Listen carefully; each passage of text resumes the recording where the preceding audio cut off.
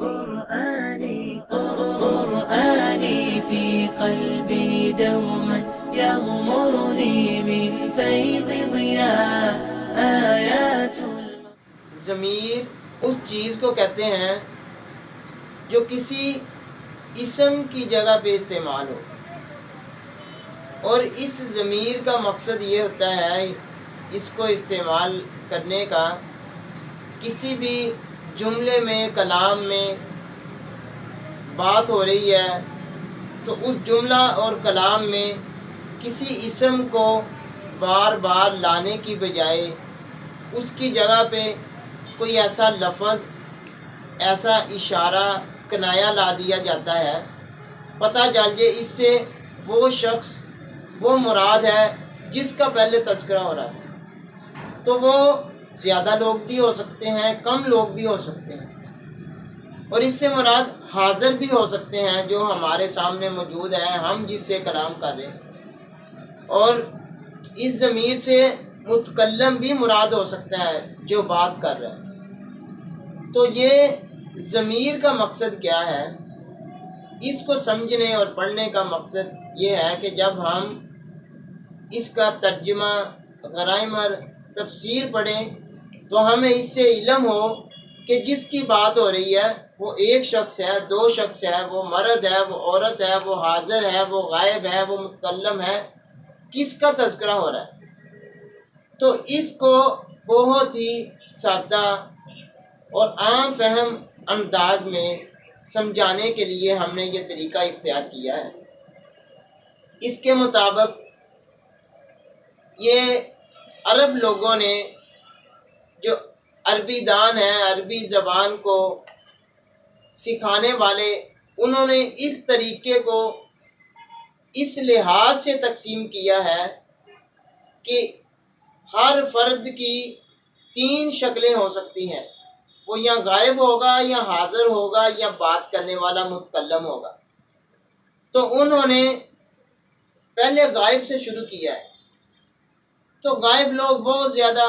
تعداد میں ہوتے ہیں، کثرت میں، عام جتنے بھی لوگ ہمارے سامنے موجود نہیں ہیں وہ سارے کے سارے غائب ہیں۔ تو پہلے نمبر پہ غائب کو ذکر کیا، اس کے بعد حاضر کو، بولنے والے کے سامنے جو موجود ہوتے ہیں وہ غائب کی نسبت کم تعداد ہوتی ہے تو اس لیے اس کا تذکرہ کیا ہے، اور تیسرے نمبر پہ اس شخص کا تذکرہ ہے جو شخص بول رہا ہے، آپ سے مخاطب ہے، کلام کر رہا ہے، تو وہ سب سے کم ہوتا ہے تعداد کے اعتبار سے، تو اس لیے ان کو سب سے آخر میں ذکر کیا ہے۔ اب فعل کو بھی اسی طریقے سے انہوں نے تقسیم کیا ہے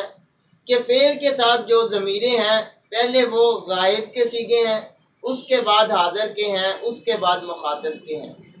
تو اس اعتبار سے پہلے یہ 6 لفظ، یہ 6 صیغے، 6 ورڈ جو پہلے ہیں وہ غائب کے ہیں، دوسرے 6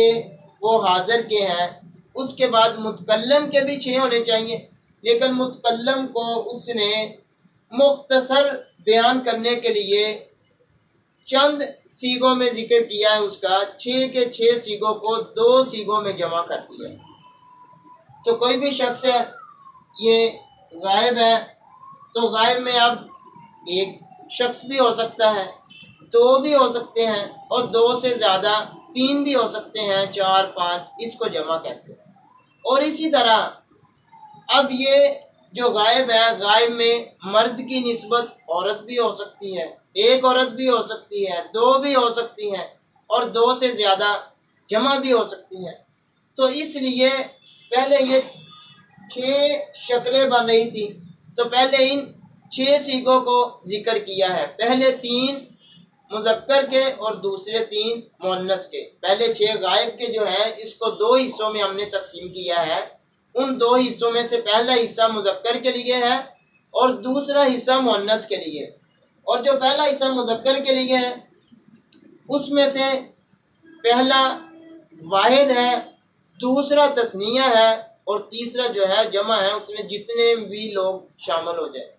اور اسی طرح جو دوسرا حصہ ہے وہ مؤنث کا ہے۔ تو مؤنث میں بھی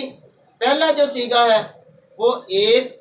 عورت کا، واحد کا، دوسرا تثنیہ کا اور تیسرا جمع کا، یہ پہلے 6 غائب کے۔ اور اسی ترتیب سے دوسرا حصہ ترتیب دیا ہے۔ دوسرے حصے میں بھی 6 ہی الفاظ ہیں، 6 ہی صیغے ہیں۔ ان میں سے جو دوسرا حصہ ہے ان میں سے بھی پہلا حصہ مذکر کے لیے اور دوسرا مؤنث کے لیے۔ جو پہلا مذکر کے لیے ہے اس میں سے پہلا ورڈ، پہلا جو صیغہ ہے وہ مذکر واحد کا ہے، دوسرا تثنیہ کا ہے، تیسرا جمع کا ہے۔ اور اسی طرح مؤنث میں بھی پہلا واحد کا، دوسرا تثنیہ کا اور تیسرا جمع کا، یہ 6 صیغے جو ہیں یہ پہلے 6 غائب کے اور دوسرے 6 حاضر کے، یہ 12 صیغے ہیں۔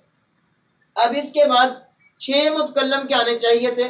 تو ان 6 صیغوں کو 2 حصوں میں تقسیم کر دیا ہے، صرف اور صرف 2 صیغے ہیں۔ تو اس میں اردو اور انگلش میں تثنیہ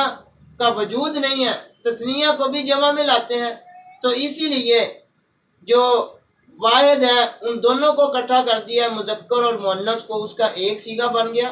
اور باقی جو 4 صیغے تھے، جو تثنیہ کے 2 مذکر کے اور مؤنث کے اور جمع کے 2 مذکر اور مؤنث کے، ان چاروں صیغوں کو اکٹھا کر کے ایک صیغہ بنا دیا۔ اور یہ 2 کے 2 صیغے صرف اور صرف متکلم کے لیے رکھے ہیں، پہلا واحد مذکر اور واحد مؤنث، اور دوسرا جو ہے تثنیہ مذکر اور تثنیہ مؤنث، جمع مذکر اور جمع مؤنث، یہ 2 صیغے، یہ ٹوٹل کے ٹوٹل 14 الفاظ بن گئے ہیں۔ ان 14 حصوں کو، 14 کلموں کو ایک گردان کی شکل میں ہم نے آپ کے سامنے ذکر کیا ہے۔ اور یہ گردان جو ہے یہ فعل میں بھی اسی طرح استعمال ہوتی ہے، اسم میں بھی اسی طرح استعمال ہوتی ہے، اور حرف کے ساتھ بھی اسی طرح استعمال ہوگی۔ تو یہ اسم کے ساتھ بھی آ سکتی ہے، یہ حرف کے ساتھ بھی آ سکتی ہے، اور فعل کے ساتھ بھی آ سکتی ہے۔ تو اس لیے ہم نے آپ کے سامنے یہ حرف کے ساتھ ایک لائن میں دی ہوئی ہے کہ یہ سارے کے سارے صیغے، ساری کی سارے ضمیریں پہلے حرف کے ساتھ لگی ہوئی ہیں، آپ کو سمجھانے کے لیے کہ اگر حرف کے ساتھ ہیں تو وہ اس طرح ہوگا اور یہ اس کا معنی ہوگا۔ اور اسی طرح یہی ضمیریں، یہی صیغے، یہی کلمے جب اسم کے ساتھ آئیں گے، یہ دوسری لائن میں آپ کو نظر آ رہے ہیں، تو وہ بھی اسی ترتیب سے ہوگے۔ پہلا اگر ہوگا اس کا یہ معنی ہوگا، اگر 5 نمبر کا ہوگا اس کا یہ معنی ہوگا، اگر 10 نمبر کا ہوگا تو اس کا معنی ہوگا۔ یہ 14 کے 14 صیغے حرف کے ساتھ بھی اسی ترتیب سے آئیں گے، اسم کے ساتھ بھی آئیں گے، اور اسی طرح یہی 14 کے 14 صیغے جو ہیں یہ فعل کے ساتھ بھی آئیں گے۔ اب فعل کے 14 کے 14 صیغے آپ کے سامنے ہم نے لکھ دیے ہیں، اور اسی ترتیب سے ان کے برابر ہی لکھے ہیں، پہلے 6 غائب، دوسرے 6 حاضر، اور لاسٹ میں 2 جو ہے وہ متکلم کے۔ اور ان میں کچھ صیغے اسی طرح ہیں اور کچھ صیغے جو ہیں وہ مختلف ہیں، اور ان کی علیحدہ، فعل کی علیحدہ بحث ہے، علیحدہ اس کا ایک موضوع ہے، اس کو آئندہ ہم انشاءاللہ آپ کے سامنے ذکر کریں گے کہ فعل کے ساتھ یہ پہلا صیغہ ہے، یہ دوسرا ہے، یہ تیسرا ہے، یہ اس طرح آئے گا، اور جتنے بھی فعل آئیں گے ان تمام کی ترتیب اسی طرح سے ہوگی۔ يغمرني من فيض